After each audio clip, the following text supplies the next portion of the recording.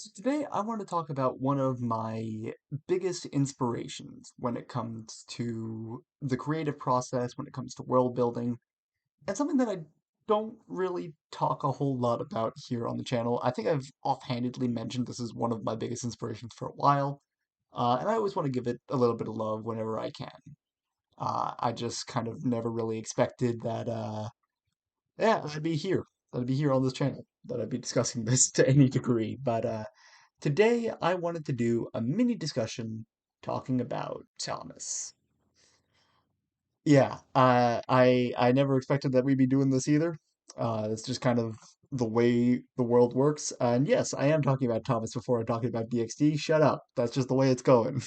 Um, but yeah, no, Thomas is a very interesting series for me. It's the series that I remember growing up on when growing up, watching a lot of when I was growing up. Uh, it was up there along with like some of the classics, Thomas, Bob the Builder, Blue's Clues. I watched a show called The Upside Down Show, which I don't think a lot of people know. I love the show The Upside Down Show to pieces. It's one of my absolute favorite shows, but that'll be a video for another day where I start discussing that. But Thomas is is an interesting show because I I guess I never really thought of it, but I realized that this proved my love and my connection to fantasy and kind of the types of fantasy worlds that I revolve around, the kind of worlds that I find myself growing very attached to. And I kind of wanted to discuss it a little bit. Especially because I've been watching a lot of a YouTube channel called The Unlucky Tug. Shout out to them. I love their videos so much. As an ex or not ex Thomas fan, but as a person who has very fond memories of Thomas, let's just say. His videos were always interesting for me to see, and it's interesting to it inspired me to go back and start watching a lot of the older episodes of Thomas. And God, the nostalgia and the feel of it reminded me of so many things, and I loved being able to have the chance to go back and watch it. Thomas is a show that's interesting because of the fact that it made its world feel very real to an extent. I mean, how real can you really make a world that has trains with faces that talk and such? But I loved the earlier seasons for how much it made the world feel real. And I realized from rewatching it, I've always had a lot, like I always say that if I had a choice, I'd prefer living in a fantasy than anything else. I love being able to live in these other worlds rather than like talking about stuff that's happening kind of around me here in the real world. That's just always been how I've been. That's just a part of who I am. And I think Thomas was an early sign of it for how the way I latched onto it. In the Unlucky Tugs video, they talk a lot about how Thomas it felt like a very real world within its first 5 seasons, and I completely agree with that. The magic of Thomas was that it felt like a world that we could visit. And things like I like that as a concept. There's a lot of series that I found that I love so much because they are fantasy. They are things that could never happen in our real world, or if they did happen, to be so absurd that we'd never think of it. But at the same time, it feels grounded enough that it feels like we could potentially visit it. And I think there is something that's so beautiful about that escapism, that's something so beautiful about that idea that made the Thomas world so beautiful in a way. It felt so real. It felt like I could visit the island of Sodor, that I could experience all of these engines in its own way. Um, and it was such a beautiful feeling that I always wanted to be able to impart onto others, this ability to escape into a whole other world. And I thought it was purely just the fantasy element that did it, but no, it was that little bit of realism that Thomas has that made the world so much more vibrant. And it's something that I agree with the Unlucky Tug in saying that the world is kind of lost over time.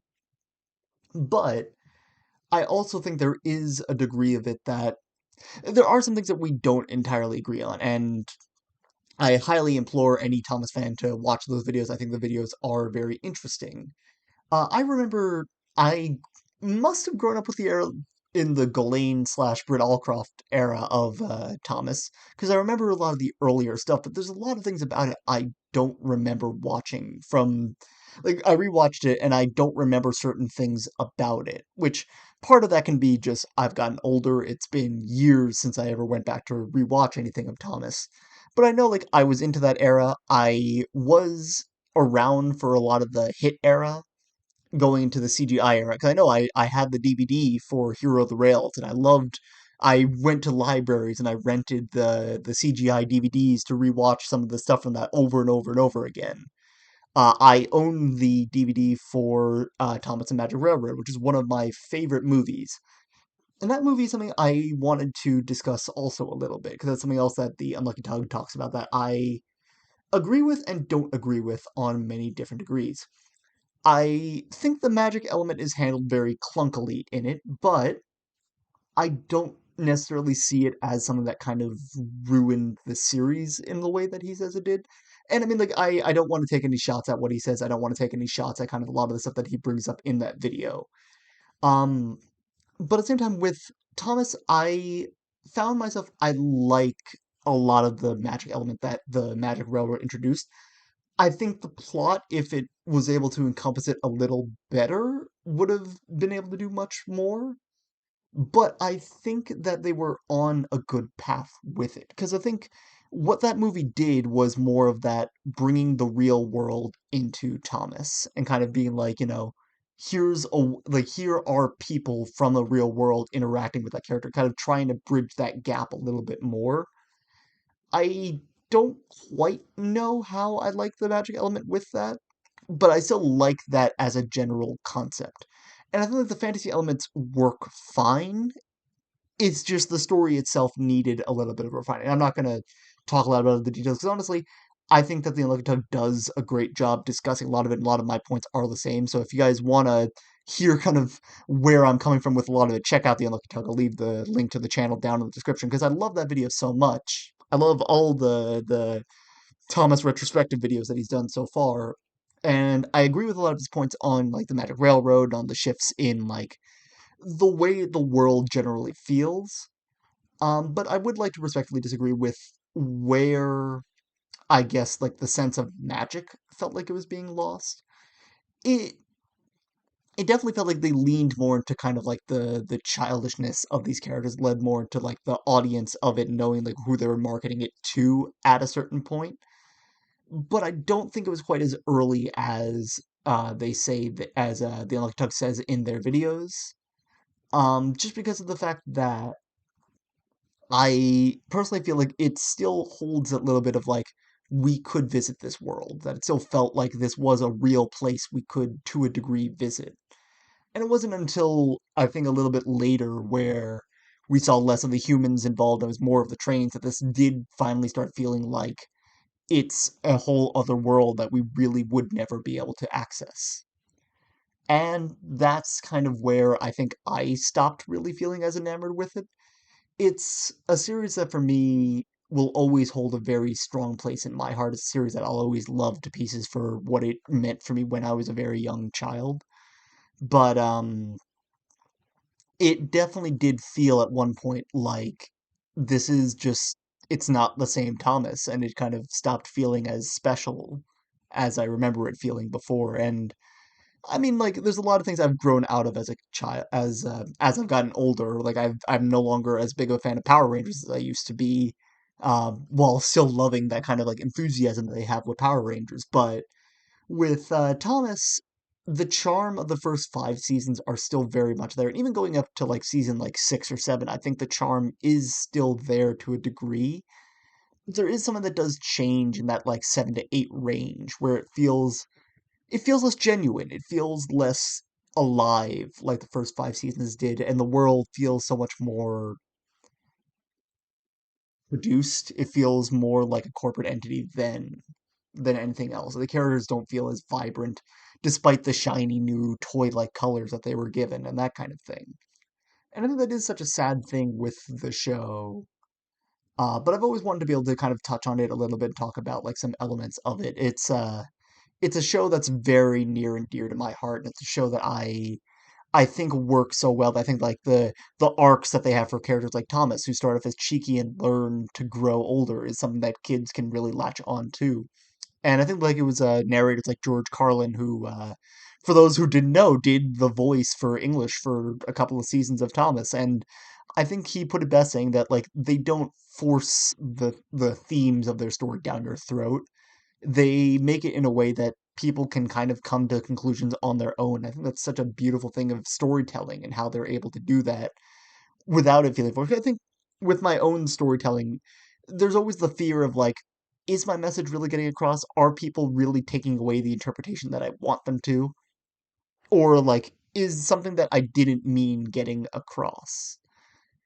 And sometimes I'm a little bit more blunt with the story that I'm trying to tell because I'm trying so hard to to show that.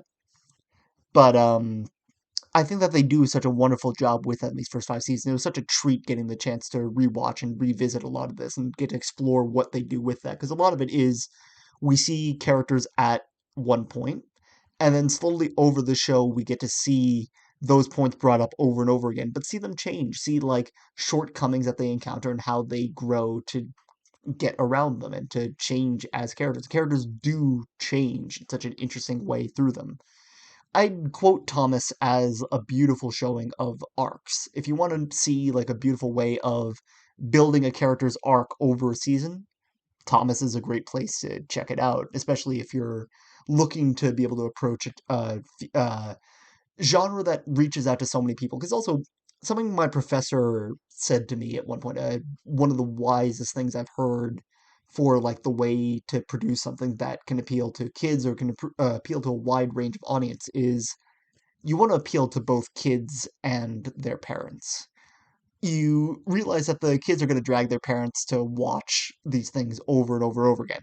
I watched Thomas to the point that my parents were sick of Thomas at one point, which I don't apologize for because I love being able to do that. But um, what the magic of Thomas is, and something I've grown to appreciate as I've gotten older, is that I'm 20 now, and I still love so much about Thomas.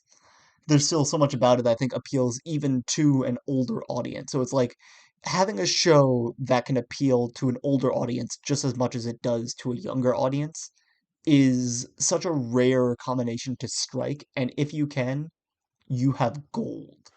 And I think that they did have that in Thomas for a very long time. It just kind of slowly slipped away as the time went on. But it was such a beautiful thing that the show had, and I admire the show so much for that. I'm glad that I got the chance to be able to discuss it here.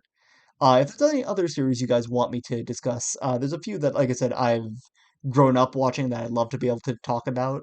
Blue's Clues, Bob the Builder, a few of those that I'd just love to be able to discuss. I think maybe next time I do one of these, I want to talk about the Upside Down Show, which was a show that I also was a very, very big fan of. But that'll be for another video. But thank you guys so much for watching this. In the meantime, it was great to be able to talk about this here, and I hope you guys enjoyed it.